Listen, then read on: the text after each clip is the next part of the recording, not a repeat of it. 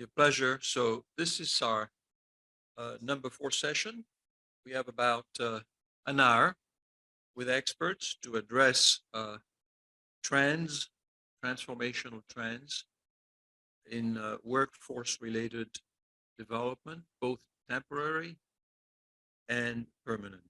And we have 3 experts from different sectors to help us think through some of the issues and provide some answers and also answer some of your questions. So the first one, and if I may, I will introduce them in the order in which they appear. First one is Brian Clark, president of Agile One. He is online. Good to see you. And Brian is president of Agile One, as I said, 16 years plus with that company, more than 150 clients doing business in well over 30 countries, 33, I believe is the correct number, and a company focused on global workforce solutions. And it's, as I understand it, it's a co-partner of Act One Group. He's also a graduate of our friends in Alabama, Auburn University. So welcome, Brian. Give me a minute to introduce the other two and we'll turn it over to you. Our second participant is a neighbor from in South Carolina, and it's Dr. Darren Timmons to my right. And Dr. Timmons is a chemist by formation, by training, a graduate of Duke and Texas A&M, schools we know well. He is the provost and chief academic officer at the University of South Carolina in Aiken, and he is responsible for managing all academic programs and support services, which is a tremendous lots of responsibility actually in a growing university. He serves on the South Carolina Commission for Higher Education. He also was previously an institute-wide professor of chemistry at the Virginia Military Institute. And thirdly, Mr. Ratan Chopra, who's head of HR business consulting with TCS, which is Tata Consulting Services, specialized in people solution. And he leads various aspects of the operation, such as workforce and people transition, with TCS customers across the US and Canada, North America at large. 20 years plus experience in talent acquisition, resource management, and employee engagement. TCS deserves better coverage. It's a huge organization with impacts in most of the countries in which it operates. It has over 600,000 employees in 153 different nationalities. And it's also really outperforming in terms of ensuring that diversity is implemented across the board. And I'm happy to have him here with the other partners to address the questions for the session. So without further ado, we'll turn it over to Brian. Brian, tell us where you're joining us from. Hello, how are you doing? Can you hear me okay? Perfect. Outstanding. It's great to see everybody. I am joining you from Washington, D.C., and excited to be a part of this panel. Thank you, Annie, for the invitation, and very much looking forward to our conversation today.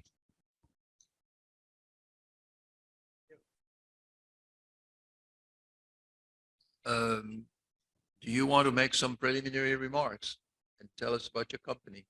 I would be happy to. Thank you. So as you mentioned, Agile One is a workforce solutions company. We have been around, the Act One Group has been around since 1964, and that's made up of 19 companies, one of which is Agile One. Our founder and CEO is Miss Janice Bryant Howroyd. If you haven't had a chance to Google her, I would encourage you. She's got an amazing story in terms of growing up in rural North Carolina and really starting her business through determination and wit. And now she's the first African-American woman to operate a billion-dollar business in the United States. And so, as you can imagine, because of that, diversity, equity, and inclusion is a big part of what we do and a big part of the solutions that we offer. Critical for us as we partner and grow around the world to bring that message as a part of what we're doing. At the end of the day, though, as I'm excited to speak about with this particular panel, looking at, how do we put people to work? How do we influence and improve the lives of individuals, families, and the communities that they live in?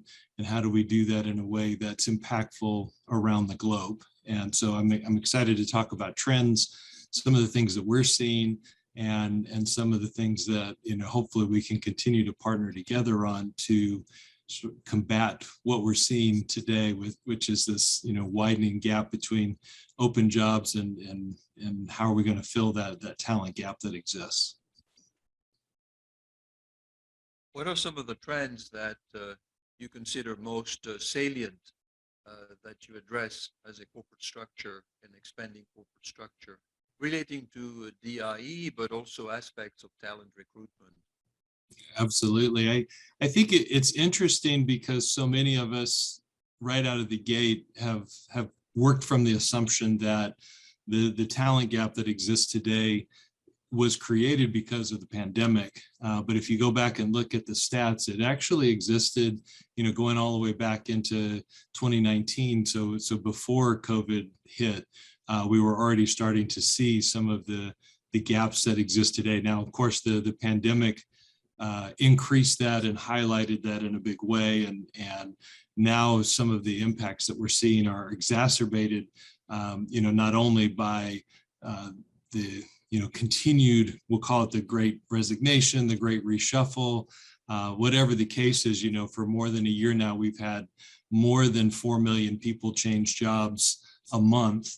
And so just the transition of workers moving from company to company has created interesting challenges, but also there remains this huge amount of open jobs that we're trying to find talent for. And so one of the biggest trends that we're seeing, and one of the things that we help our customers with, is not only finding those resources, but also how do we create talent bases for them. So whether that's through training, whether that's through continuing to recruit, whether that's looking at the requirements that they have and how do we update that and sort of bring that into the 21st century, if you will, and make that applicable for the type of worker that's out there. How do we begin to switch from the generations that have been working for years and years and ensure that that brand is one that is exciting and inviting for the younger generations that are coming into the workplace today, and helping them to become a destination employer. Those are some of the things that we're really focusing on, and from a trend standpoint, I think we're going to continue to see that happening, even as the certain things like inflation and other things, from a financial standpoint, are sort of bringing back to the forefront of everyone the cost elements of it. Even with that, I think the candidate experience, the worker experience, the CSR elements of a company, those kinds of things still remain critical as they're trying to attract talent. Do you find that there's a lack of labor market discipline, and do you expect that in view of the recessionary environment and its anticipated impact, at least by many economists, Nouriel Roubini being one of them? I'm in the process of finishing his new book, Mega Threats. Do you expect that the Great Reshuffle will be sort of handled in a reevaluation of the holding a job for the longer term? Well, I think it's interesting because, early in the pandemic, we saw a lot of people who shifted gears and changed jobs. And then as we came out of the pandemic, we saw a whole new group of people that, you know, to your point, were maybe more of the wait and see type that wanted to say, hey, you know, during these difficult times, I'm going to stay put, I'm going to hunker down. And then as we started to come out of it, then they started to, you know, feel like, hey, it's my turn to shift. Now we're going through this new, and not new, but we're starting to feel the effects of inflation. We're starting to see some of the things that are happening, you know, procurement and organizations that are very focused on cost savings are now starting to have a bigger say than maybe they've had over the last 3 years or so, where as I said earlier, that experience was so important. So yes, I do see the pendulum is starting to move back to maybe what we would consider to be more normal, but I think I would say it's still got a long way to go. Before it's, you know, bottom line pricing and salaries get back to normal and some of those kinds of things exist. I think we've got a ways to go before that actually happens, which is why I still think that, you know, the power of the brand to attract and some of those, the experience of the candidate as they're coming into the labor force with that particular company, those things remain very, very important and very relevant as we try to balance what we're seeing from an economic standpoint. And finally, one last question, because we have to leave time for our other distinguished partners here. Do you see a significant change in work-related values and approaches, retention and recruitment among the generations, the younger generations being the 20-something, the 30-something, and what we would consider over 40 and more established, perhaps in their career path? What do you see? Do you think there is any? It makes sense to really distinguish by generations in terms of work approaches, particularly in using DIE as the approach to recruitment and one of the competitive edges that you might offer as you select talent. Yeah, and I alluded to that a little bit earlier. So definitely, I think we have to look at it generationally and understand where those workers are coming from and what's important to them. When you think of CSR, when you think of social media, and you know, there's a lot of research being done by these individuals, and not only, you know, what is the company's stance on this particular idea or this particular policy, what are the leaders putting out on social media, what are their stances and their beliefs. There's a lot of things when you start to look at the benefits of a company, and most of that doesn't come necessarily back to when I talk about things like salary and days off and those types of things, but more around, you know, matching donations and time off to work, you know, donate a day here or there from a charity standpoint. Some of those kinds of things are very important to the younger generations, and so as they're entering the marketplace, they seem very much more willing than maybe some of the older generations to move around, to look at different types of jobs, to look at different companies, and really make sure that they believe in what that company's doing, what they're making, what services they're providing. And I think the only other thing I would add to that is how they're working. They want to be very flexible. And so, you know, it's no surprise to say we're seeing a lot more gig type workers and, you know, service type jobs where they are providing a service or a product, and it's a fixed deliverable versus, you know, a 40-hour-a-week type of a job. And so I think we'll continue to see that. We're seeing some amazing statistics of the growth of that type of work over the last 5 to 10 years, and where it's projected, you know, could be as high as 50% by 2030. And so when you start to think about that and how we work and how companies hire people and how they put them to work, is definitely continuing to evolve. Let me ask you one last question, if I may.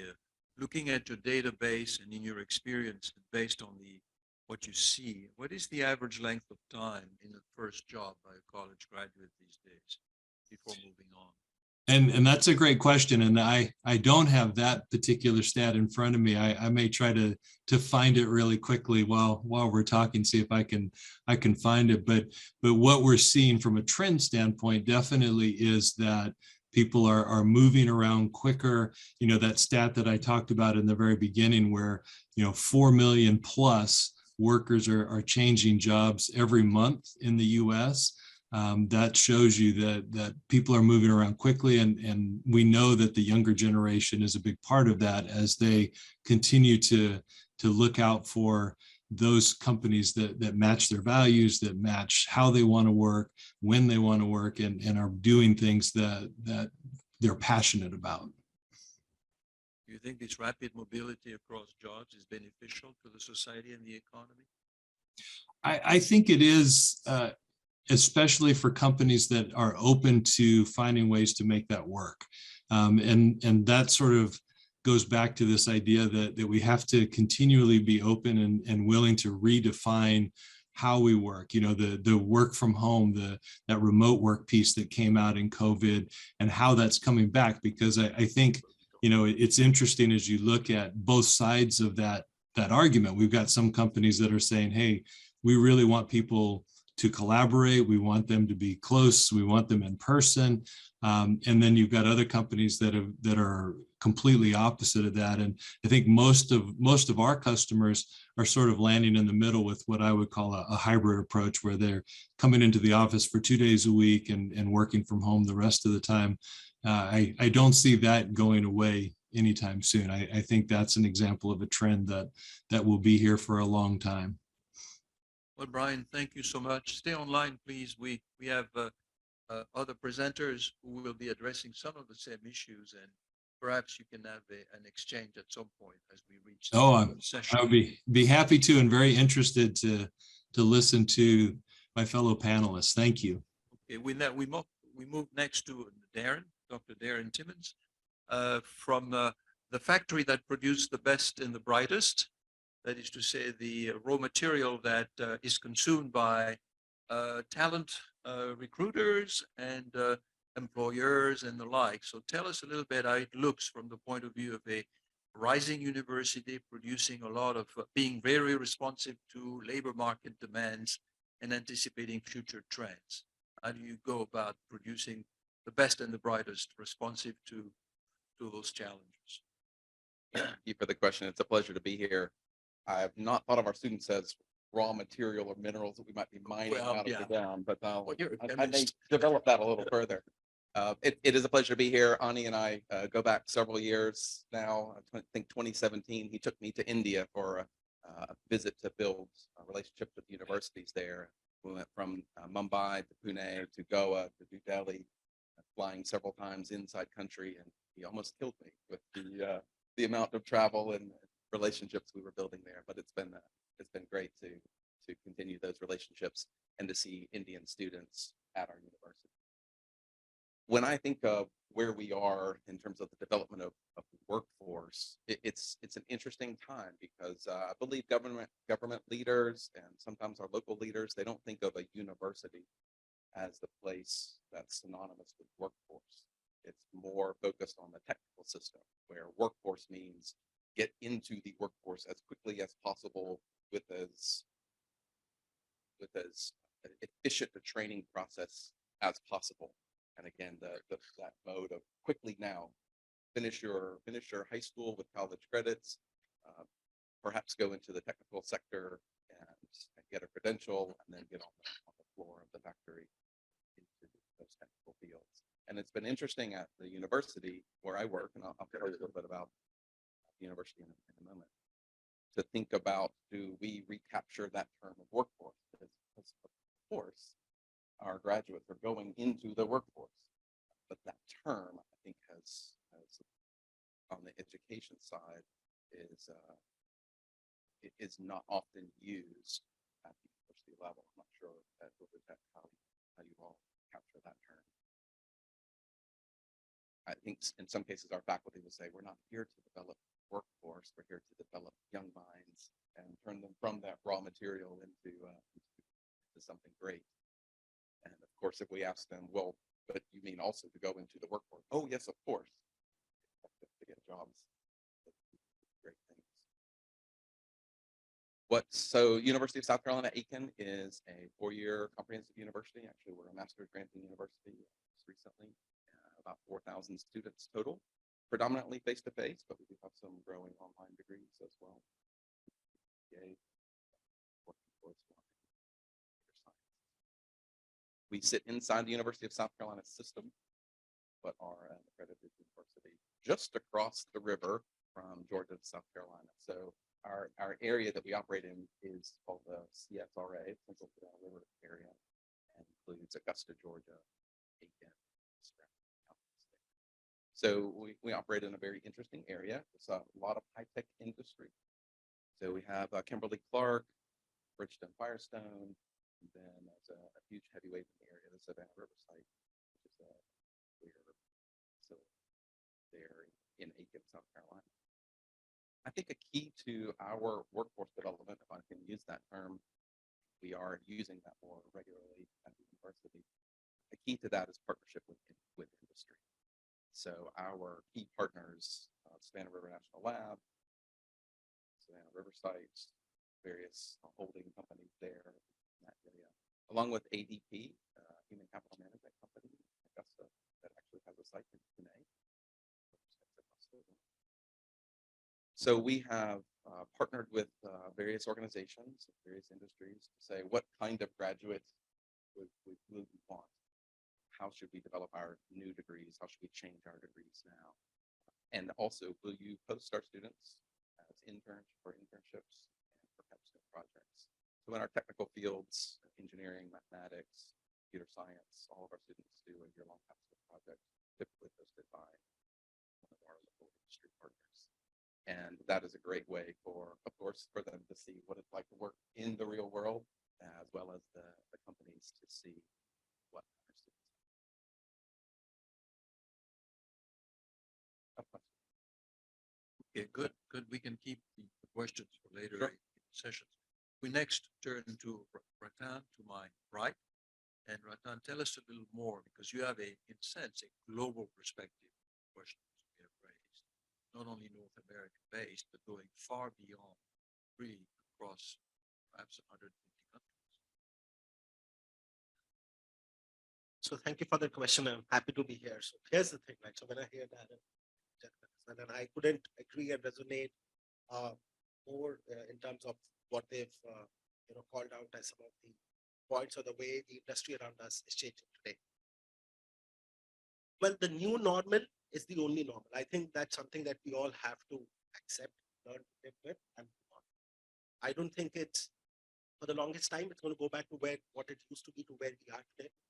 And globally, if you look at it, the phenomenon has more or less been the same. I haven't seen this change, right? So if I talk about from the organization that I represent, which is Tata Consultancy Services, I believe that, the trends that we're seeing or some of the things around the way they are playing out, it's more or less the same across geographies today.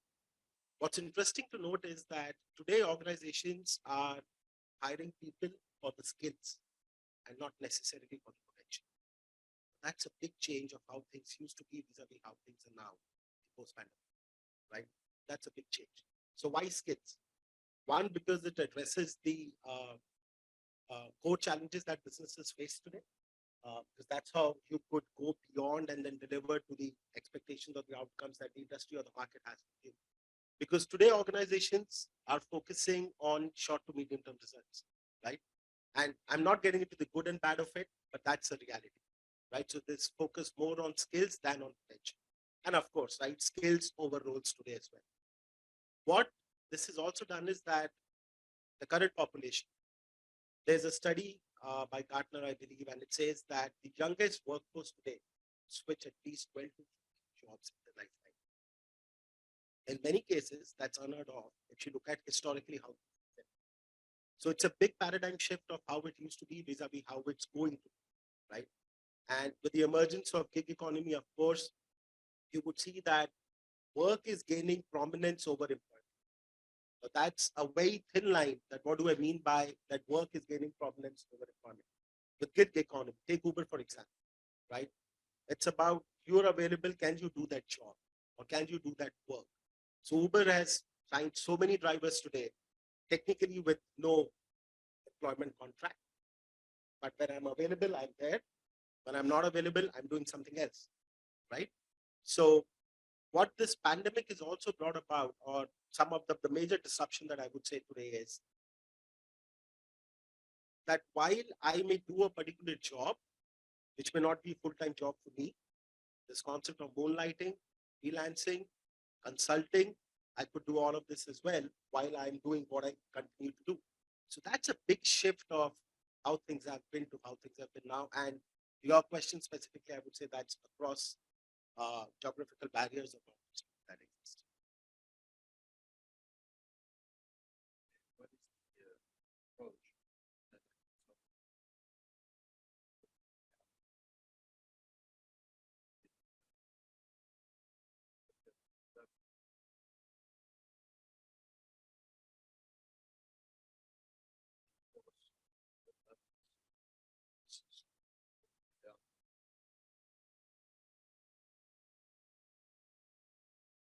It's a combination of both. So most of it is full-time employment, but there are also business associates, right, which is more of the permanent, the temporary staffing. And we continue to strive for the best talent, but it's not only about attracting the talent. I heard somebody talk about how do you retain talent. One of the sessions. I think that's very, very critical and important today for businesses to succeed. Because you may be able to attract the best talent, but how do you make sure that you retain them? How are you upskilling them? How are you cross-skilling them? How are you making them ready for the world of tomorrow? That's a very, very important aspect, right? So, in fact, there's another paper that was published by World Economic Forum, and it says that 40% of employees feel today that the organizations are not doing enough to upskill and cross-skill them so that they are ready for the future, right? While the owners would sit with the employers as well, but the owner does sit with the employees too. In today's world, digital skills, if I may say from the context of the industry that I represent, is going to be the key and is of paramount importance. You have to stay relevant. You need to be contextual to what you do is the way forward in my view. Mentioned that premise of environment of work that way. I think that's the paradigm concept that mentioned. So tell us the more how it manifests itself and what are the issues, especially with the change of jobs. It's even more than possible. So what is the key response hypermobile career path, my career path? And are you seeing the question of this address that of significance of these?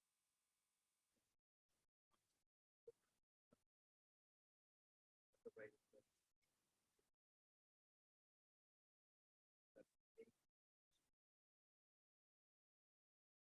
So look at it this way, right? So the series of questions within that one question, so I try to address all of them. If I do, better on please. Yeah, absolutely. So this is the way I look at it. So I spoke about Uber as an example. Gig economy, like I said, it is work over employment today. And when I speak of concepts like moonlighting, or when I talk about freelancing or just consulting, people today do all of these things, right? So as an organization, I think the concept, which is going to be a big trend or a shift in trend, is the survival of the fittest. How well and how quickly are you able to adapt yourself to the new normal, which is the only normal now, is going to be the key, right? How do we invest in people so that they find a sense of purpose? Is going to be very, very. When you talk about millennials as an example, they want to be associated with a company where their purpose aligns with the outcomes or the purpose of the organization that they serve, right? One, because in the social media trend, they are socially accepted. They want to work with teams who respect them for who they are, right? When you talk about diversity and inclusion, they want to be at the forefront of all of this, right? So the power for them to be accepted in a society that's very culturally different from theirs is very, very, right? So that is what I would say as one of the things that I think is big. I think too, part of the change that has gone on is perhaps not finding your purpose and being inside your work life. But with the pandemic and the impacts of that and people wanting to stay connected to family and having access, and sometimes that being significantly limited, the concept of being geographically close to having time for all of those other things outside of work. The companies in our area talk about the gray tsunami. We haven't used that term really since the pandemic, but the aging workforce and all of the institutional knowledge that is leaving, and there's this huge gap. Early career and almost ready to retire with the pandemic, encouraging folks to move on with all of those changes that are to retire those changes. But the concept of companies say this to us all the time, we need to grow our own, those that are living in this area, trained in this area, educated in this area, pick a position in this area, and they're likely to stay in the area and in that same company because of their ties to the geography, because of their ties to the culture, because of their ties to the family. And so that has really been our focus at the university, is responding to that call from our industry partners.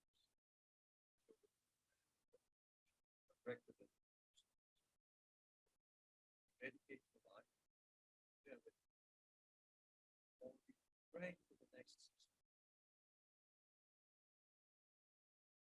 meet the job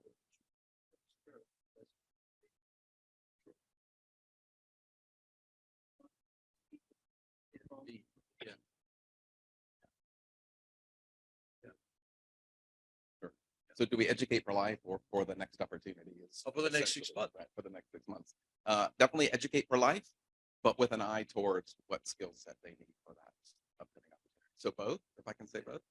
We Okay. talk about that, the importance of that 4-year degree. And I know not everyone agrees that the 4-year degree is that critical component, but that's our mission. And so that's what we do. It did used to be to the past. It did used to be that companies expected you to come in with a potential and then with time to develop and to learn the system. And they're less patient these days, that is for sure. I actually try to chide our local business owners that whenever I can, that you always expect to develop. But we built in with that expectation that students have skill set that they can offer as they enter the industry. We built these professional experiences throughout the curriculum of their 4 years. Some of them are certificates that just sort of stack on top of that, but it's really just a recognition of what they have done already, not so much a skill set, but a collection of experiences. So given the hypermobility and probably the lack of loyalty of the younger generations implied by their mobility, would it be wiser perhaps to retrain the older generations that have a stake in stability and remaining in the same job and not losing these skills that have accumulated over a lifetime, be they human relation as opposed to digital? Sure. Yeah, and we're certainly engaged in that, as I imagine most universities are. And it is a priority for companies to, as the technology changes, so too must the workforce. It's not just the 18-year-olds or my high school children that help me with my technology, right? But it has to be each of us growing in these areas. Because Ratan, India, which is one of the major component building blocks of your organization, the Tata overall corporation, as the Consul General indicated, is a very young population where more than 50% of the population is less than 33 years of age. So obviously, it doesn't surprise me that your organization favor this hypermobility and this approach to the labor market. But if you take an advanced industrialized country like France, where there is where people value a government job for the long time, and young people think of retirement as opposed to thinking of the next job. When you say there is no difference across geography, I am astounded. So one, I think the focus there's a concept of transferable skills. Yeah. I may have something which is my course, but I also am working on something which is a transferable skill that goes beyond my current scope of work and the nature of industry that I serve. So you talk about manufacturing, any industry. happening, right? Today, you would see a trend in the market that irrespective of the industry that I come from, which could be that as my domain experience, it does not hold me to that one industry segment alone, right? So organizations and individuals today are also focusing on transparency, right? And people move across countries, they are moving across industries, they are doing things that they haven't done before, and they're very open to all of that, right? So that's something that I would say. Yeah, go ahead. So we are at the point where we probably can open it up a little bit because we have raised a lot of interesting and controversial questions. And I saw in the eyes of members of the audience some reactions that I don't want to characterize, but so Annie, why don't you have a shot at it because you're the co-chair of the moderator. Yeah, I have a question to, I have a few questions, but I'm gonna ask first question to Brian. Brian, can you hear us? I sure can. Yes, sir. Brian, Yes, here. are you there? I'm here. Can you hear me? It looks like the Okay. people that are online can hear me. We have a mechanism here, as I said, the mixer is pretty old. Yeah, it is, it is easy way to get out questions. Yeah, There he is. yeah, there is. Sorry, Brian, we didn't want to mute you. No worries. Can you hear me now? Yeah. Perfect. Okay. So, my question to you and by extension to Ratan also is this, that you guys are a very large company dealing with human capital. What was your model to hire talent, recruit workforce for companies, your clients 2 years before COVID, and what is it now? Has there been any change from 2018 and 2017 and 2022 as a company? Yeah, I think that there's a couple of key things that have changed. And some of this I alluded to earlier, right? To me, one of the biggest changes that I'm really excited about is this idea that the candidate experience or the employee that's coming in, that experience is so important and such a huge focus. So how do we attract talent? Whereas, if you go back 5 years, 6 years, 8 years ago, it was all about bottom line, right? How do I get good talent as cheap as I possibly can? And so there began to be this shift especially as you went through COVID, that experience became so important, and all the things that the panelists have been talking about in terms of matching up the CSR and the passions and where they want to grow and what they want to do, that being a big part of it.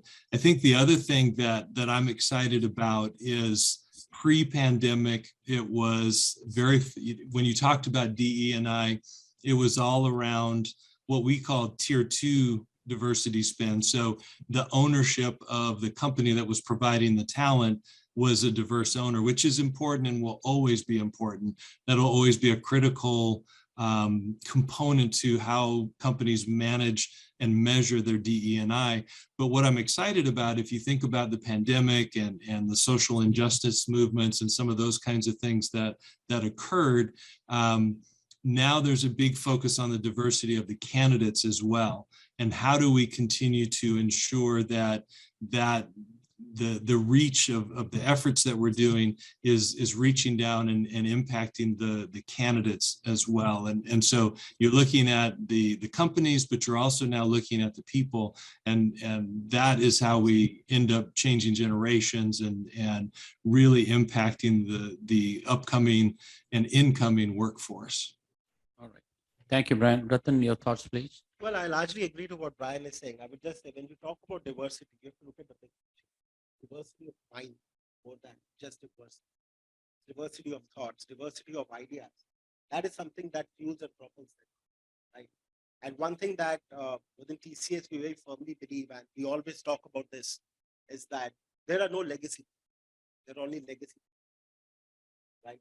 There is nothing that a human cannot do today when you say things like artificial intelligence, machine learning is going to take away 30% of jobs in many sectors by 2025.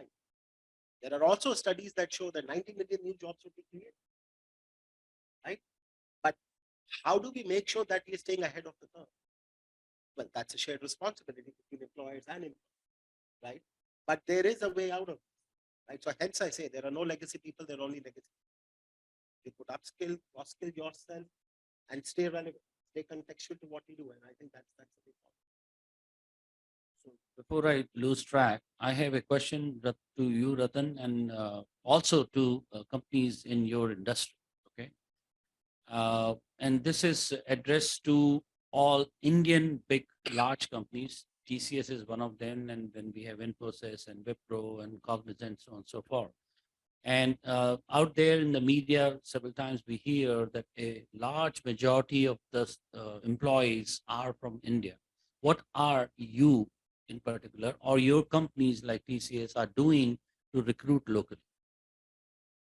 Well, TCS has been at the forefront of this. I think just last week we announced our growing partnership in Chicago, Illinois region, and we said we'd be adding some 3,000 jobs there. And we do that in most of the local communities that we operate in. I heard Brian talk about CSR. TCS is very active in the STEM programs and how we are working with some of the schools at various levels. And I do not think, since there's an equal equal opportunity for everybody, it's more on the skills and what you bring to the table than saying that it's focused on having more Asians, and I would restrict myself from using the term Indians.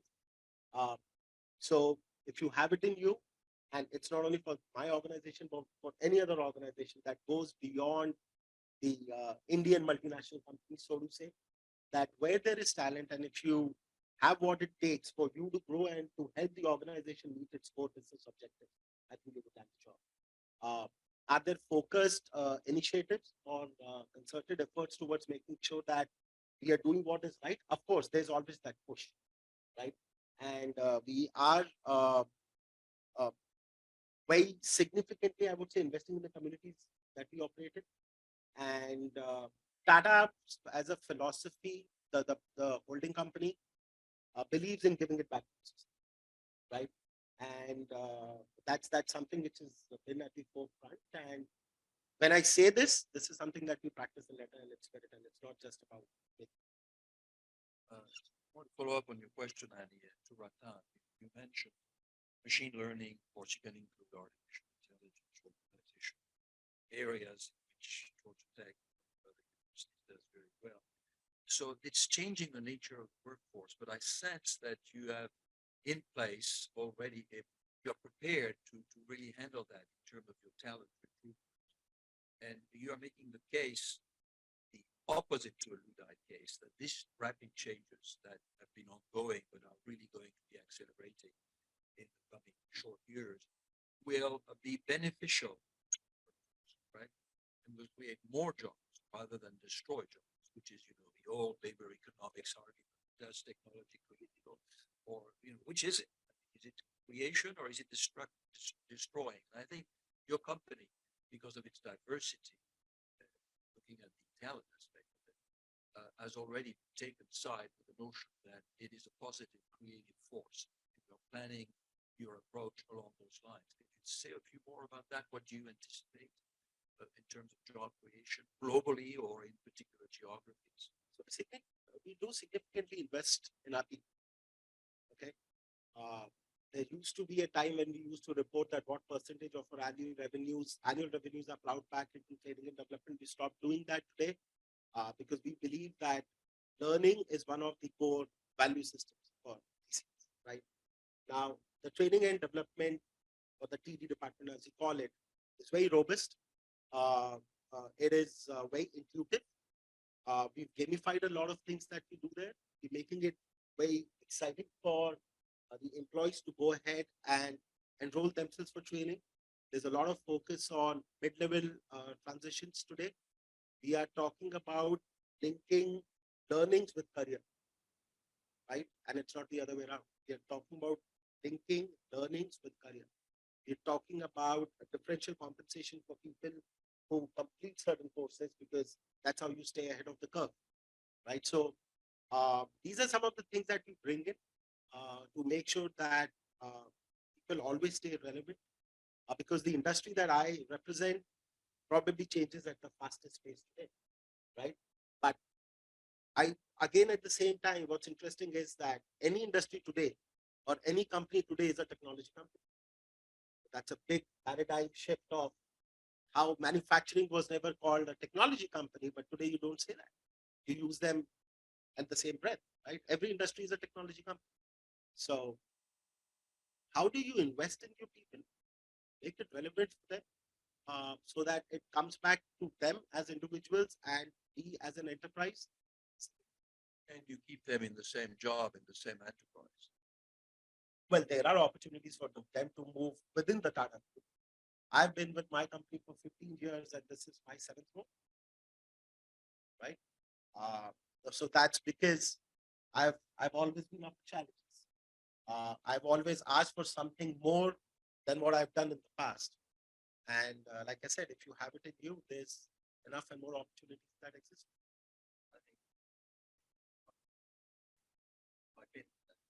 Yes, absolutely. So, and I think the upskilling and the retraining and aspects of the workforce, we are trying to get our college students as close to the innovators inside the organizations that we partner with as soon as possible. So, for example, the Savannah River National Lab is about to begin construction on a $50 million advanced manufacturing collaborative on the USC campus. So they will bring 100 professional scientists and engineers, innovators, new product developments, new IP will be developed right on our campus, and our engineering and our computer science programs will be housed inside that facility. Quite a coup. Yeah, absolutely. And the facility has been constructed for the purpose of integration of university and the National Lab facility. Additionally, the Department of Defense will be building a cybersecurity facility through the South Carolina National Park on our campus as well, adjacent to that advanced manufacturing collaborative from the National Lab. So we're really seeing these opportunities to draw in partners as far as onto campus, so that the students, as they go through their curriculum for their theoretical training and long-term investment in their education, to have ready partners right there and be part of that enterprise well before they are actually deployed with their degree. That's a great program. If I may, Brian, look, if I may, I have a question for There are Brian. some questions Yeah. in the Let me audience. ask this question because I think it's an important question. Brian, if you can bring it back. Is that okay? Brian, can you hear us? I can. Can you hear me? Hey, listen, I listened to the arguments, oral arguments before the United States Supreme Court when it resumed its session in October or September, I think it was, regarding equal opportunity admissions, particularly the Harvard and Berkeley case, which are being challenged. So what does it mean? We don't know what the court will rule on the end of its session, June or May, but what would it mean for DI, diversity, particularly programs that are dear to your heart and in which you do a lot? Or can you even anticipate? Yeah, and I think you're right. We're all watching very carefully to see what happens there and what the long-standing impacts of that may be. What I will say is I believe that the companies that are working, that are hiring, that have made commitments, they will continue to find ways to get around whatever those impacts may be. We'll continue to evolve and adjust as we need to, because at their heart, I think, it was important when those rules, when those laws were enacted, those policies were put in place.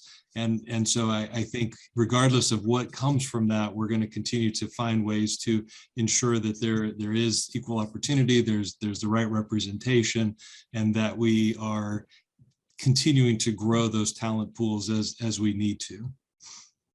Thank you. Glad to hear it. Annie, you want to turn it over to the audience? Questions from audience? Yeah.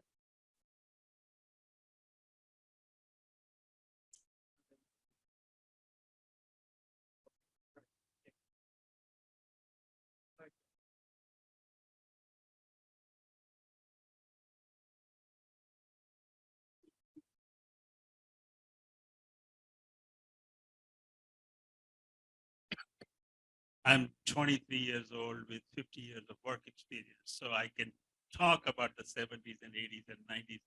In those days, it used to be, permanent jobs, right? Lifetime employment. And when the Japanese reputation grew in quality and all that back in the 70s and 80s, one of the virtues that were being touted was lifetime employment. It's because of that the Japanese were doing so well. Of course, I grew up in manufacturing environment, and IT is slightly different. I understand that, but is that culture gone? That's question number one. Is that culture gone, or is it still around?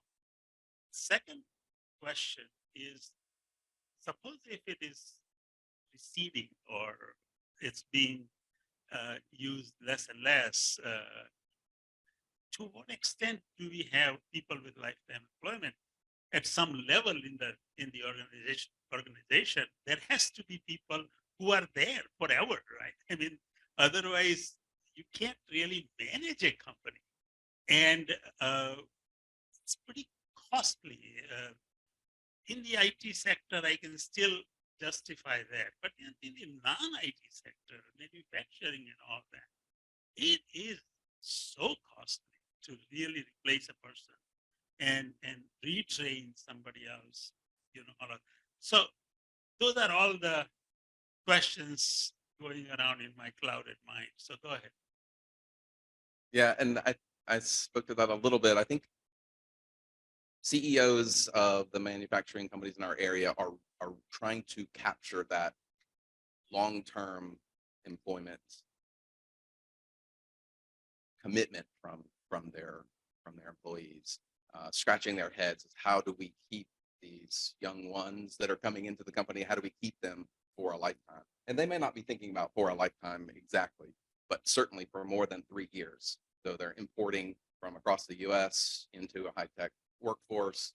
They get some skills and then go somewhere else. And now they still have the same problem that they had all throughout. So while it may be a time gone past, I don't believe that the companies have accepted that at this point. So I would agree with that. I absolutely. But you have to keep in mind, when I did speak of 20 jobs for the youngest workforce that's available today, you also have to keep in mind that this is a generation that needs an instant gratification. If they don't get what they want to compete.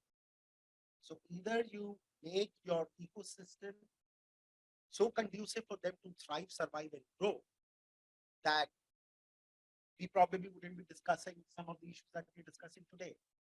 Or you're always playing the catching up game.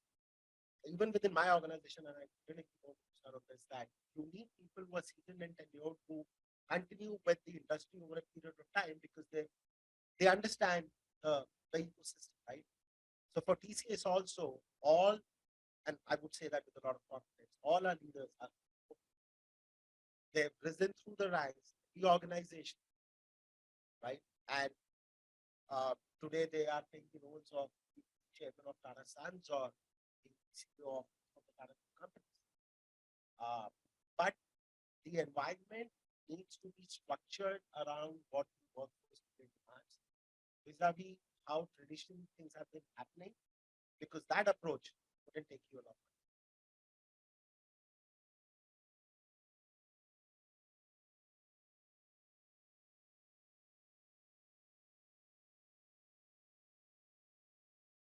Repeat that. So the people that are in the mindset of instant gratification, they are tomorrow's Ratans, right? I mean, you will be replaced someday by one of those guys. What happens to that culture? That is the question. Very good question, but I'm full here now because we are moving into our next session time, and since the other speaker is coming virtually. Yeah, before you close, I would hate that particularly in manufacturing, that the permanent jobs of the world are in India, factory of the world, and as the Council General indicated, and China, factory of the world. And we have lost them here in the advanced industrialized world, post-industrial. So I take this opportunity to thank our speakers, Mr. Brian Clark from Agile One, Dr. Darren Timmons from USA Akin, and Mr. Ratan Chopra from TCS. Thank you. Very exciting. And we will definitely do on this topic once again in larger format. Thank you, gentlemen.